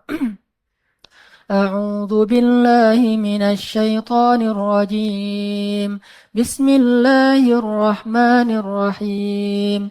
Alhamdulillahi rabbil alamin hamdan yuwafi ni'amahu wa yukafi'u mazidah.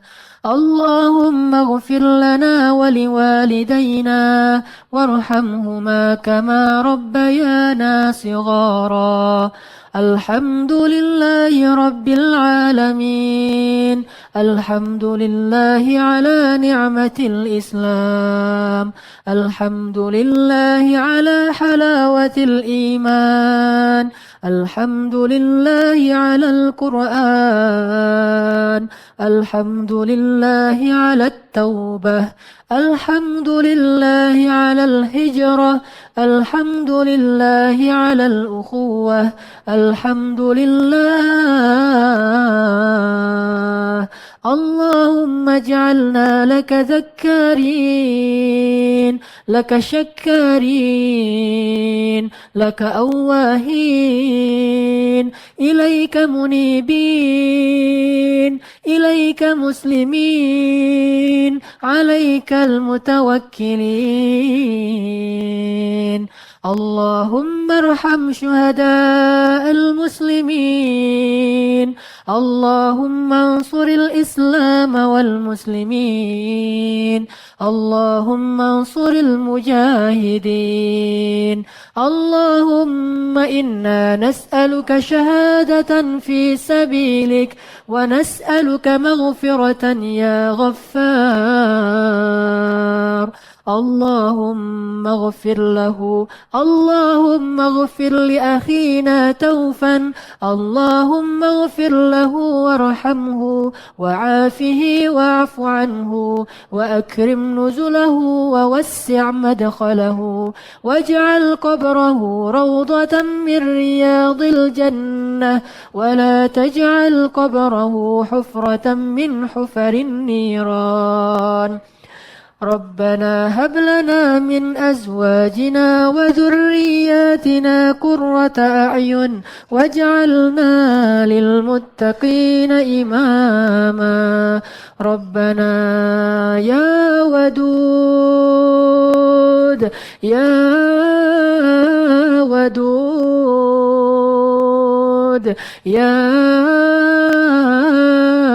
ودود نسألك الود يا ودود نسألك زوجة صالحة يا ودود نسألك إماما صالحا يا ودود هب لنا مودة من عندك يا ودود يا رحمن ارحمنا يا رحيم نسألك الجنة يا غفار اغفر لنا يا غفور كفر عنا سيئاتنا يا تواب تب علينا توبة نصوحا ربنا إنا نسألك أن تحرر المسجد الأقصى المبارك من أيدي اليهود اللهم انصر المجاهدين في كل مكان ووحد صفوفهم وسدد رميهم واشفي جرحاهم وارحم شهداءهم واشفي صدور المسلمين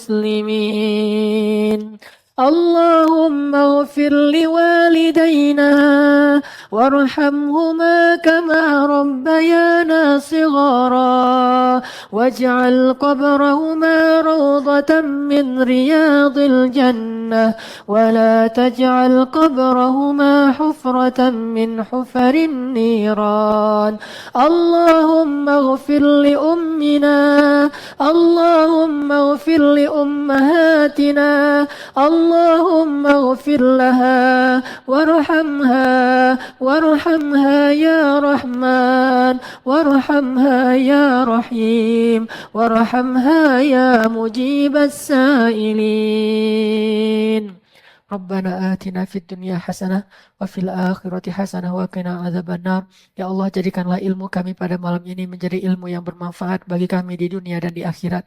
Ya Allah, pertemukanlah kami dengan jodoh-jodoh yang Engkau pilihkan untuk kami, jodoh yang akan membimbing kami untuk lebih dekat kepada Engkau di dunia dan di akhirat. Ya Allah, anugerahkanlah kepada kami imam-imam yang selalu mengajarkan yang baik-baik tentang dirimu. Ya Allah, yang selalu mengajarkan kepada kami agamamu. Ya Allah, imam yang akan menggandeng tangan kami untuk datang ke masjid-masjid dan halakoh-halakoh ilmumu. Ya Allah, anugerahkanlah kepada kami istri-istri yang menjadi penyejuk mata kami. Ya Allah, istri yang menyayangi kami. Ya Allah, istri yang menundukkan pandangannya hanya untuk kami. Ya Allah, istri yang akan menanti kepulangan kami setiap malamnya dengan penuh kesetiaan dan kesabaran. Ya Allah, jadikanlah pemuda-pemuda al-latif, pemuda-pemuda yang sedang belajar menuntut ilmumu. Ya Allah, semuanya menjadi pemuda-pemuda yang fi sabilik. Ya Allah, pemuda-pemuda yang Engkau sayangi. Ya Allah, pemuda-pemuda yang Engkau rahmati. Ya Allah, yang Engkau pertemukan mereka dengan orang-orang yang Engkau ridhoi di antara hamba-hambamu. Ya Allah, jadikanlah ukhuwah kami di dunia ini sebagai jalan bagi kami untuk bertemu lagi di akhirat dalam surgamu. Ya Allah, jadikanlah kami bersaudara di dunia dan bersaudara di akhirat karena Engkau. Ya Allah, Rabbana atina fid dunya hasanah wa fil akhirati hasanah wa qina adzabannar. Barakallahu li wa lakum. Subhanakallahumma wa bihamdika asyhadu an la ilaha illa anta astaghfiruka wa atubu ilaik. Assalamualaikum warahmatullahi wabarakatuh.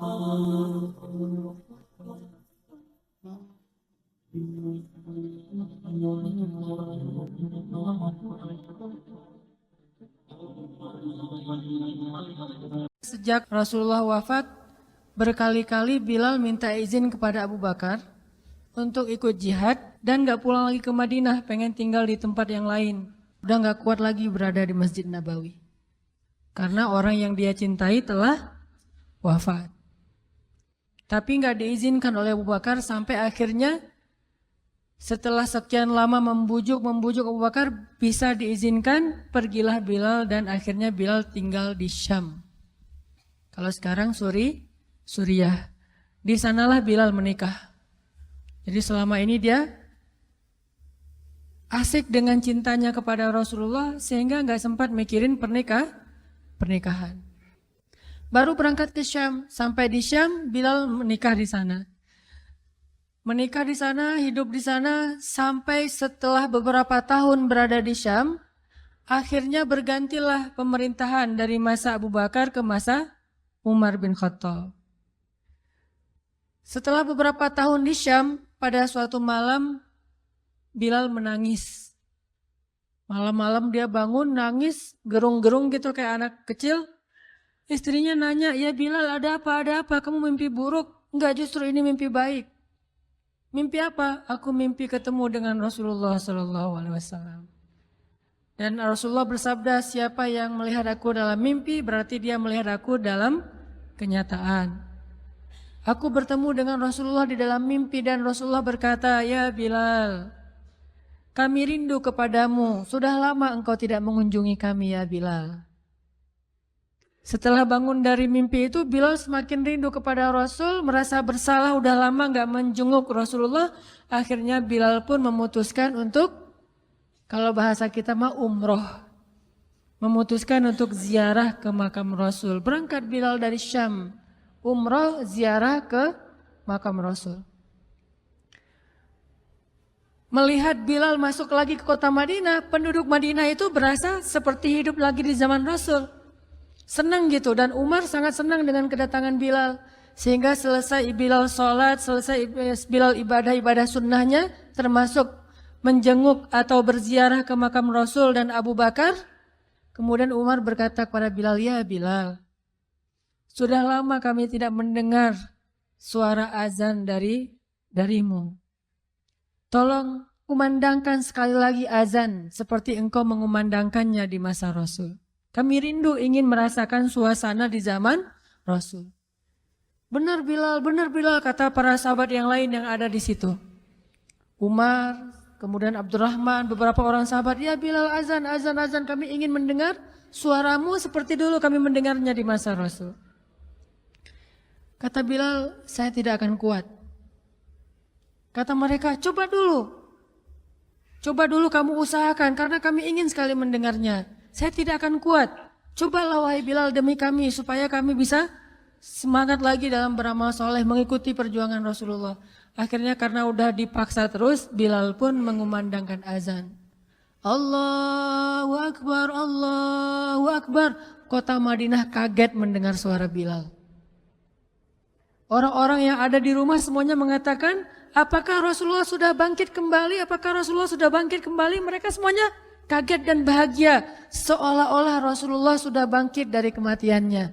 Seperti Isa seolah-olah diturunkan kembali setelah dia diangkat ke langit. Satu kota Madinah tuh kaget bahagia gitu. Kayak seorang ibu yang kehilangan anaknya tiba-tiba mendengar suara anaknya dari jarak dekat dan ingin dipeluk segera anaknya itu. Saking rindunya mereka kepada Rasulullah. Allahu Akbar, Allahu Akbar. Pasar yang tadinya ramai tiba-tiba sepi mendengar suara Bilal yang masih sayup-sayup. Asyhadu an la ilaha illallah. Semuanya berlari keluar dari tempat-tempat kerja mereka, dari pasarnya, dari rumahnya. Semuanya berlari ke masjid. Ingin memastikan apakah Rasulullah sudah dibangkitkan kembali. Bahagia semuanya. Apakah Rasulullah sudah dibangkitkan? Apakah Rasulullah sudah hidup lagi? Semuanya bertanya dengan pertanyaan yang sama. Asyhadu an la ilaha illallah. Semuanya semangat datang ke masjid. Ngumpul, ramai banget. Kemudian ketika Bilal mengatakan, Asyhadu anna Muhammadar Rasulullah. Asyhadu anna. Gak sanggup lagi Bilal, berhenti di situ. Kemudian Bilal menangis dengan suara nangis yang luar biasa kerasnya. Lalu satu masjid menangis, lalu satu kota Madinah menangis. Sehingga para ulama mengatakan, tidak pernah kota Madinah menangis sedahsyat mereka menangis hari itu kecuali ketika Rasulullah wafat. Cuma 2 kali menangisnya kota Madinah paling dahsyat. 1 hari ketika Rasulullah wafat, kedua hari ketika Bilal kembali mengumandangkan azan dan mengucapkan asyhadu anna Muhammadar Rasulullah. Semuanya menangis. Semuanya merasa kehilangan Rasulullah. Semuanya merasa bahwa mereka ingin kembali di zaman ketika Rasulullah masih hidup. Lalu mereka bertanya setelah semuanya selesai menangis, "Ya Bilal, kenapa kamu tadi menangis?" Kata Bilal, "Dulu biasanya kalau saya selesai mengumandangkan azan, saya akan datang ke hujrahnya Rasul." Hujrah Rasulullah itu kamarnya Rasul, rumah kecilnya Rasul. Selesai azan saya akan datang ke rumahnya Rasulullah dan memanggil, "Ya Rasulullah, as-salah, as-salah." Rasulullah nggak keluar sampai mendengar suara Bilal memanggil beliau secara khusus. Udah selesai azan, Bilal manggil Rasul, "Ya Rasulullah, as-salah, as-salah." Baru Rasulullah keluar dengan wajah berseri-seri. Sekarang bagaimana saya akan memanggil Rasulullah sedangkan Rasulullah sudah bersama kekasihnya yaitu Allah Subhanahu wa taala. Menangis lagi satu masjid, satu kota Madinah. Pokoknya hari itu adalah hari berkabung sekota Madinah. Hari menangisnya kota Madinah, saking rindunya mereka kepada Rasulullah. Bagaimana dengan kita ketika mendengar suara azan dan muazin mengucapkan nama Rasulullah Sallallahu Alaihi Wasallam? Di situ kelihatan apakah kita mencintai Rasulullah lebih dari apapun juga setelah Allah Subhanahu wa taala. Kalau tidak, fatarabbasu, hati-hati. Kalau tidak, fatarabbasu, tunggu aja. Na'udzubillah min dzalik, berarti masih ada kemunafikan dalam hati kita. Bagaimana kita, apakah hati kita merasa gemetar, bergetar ketika kita mendengar suara seseorang mengatakan Muhammad sallallahu alaihi wasallam, Rasulullah sallallahu alaihi wasallam? Apakah hati kita bergetar seperti bergetarnya hati seorang kekasih ketika mendengar suara kekasihnya, nama kekasihnya disebutkan?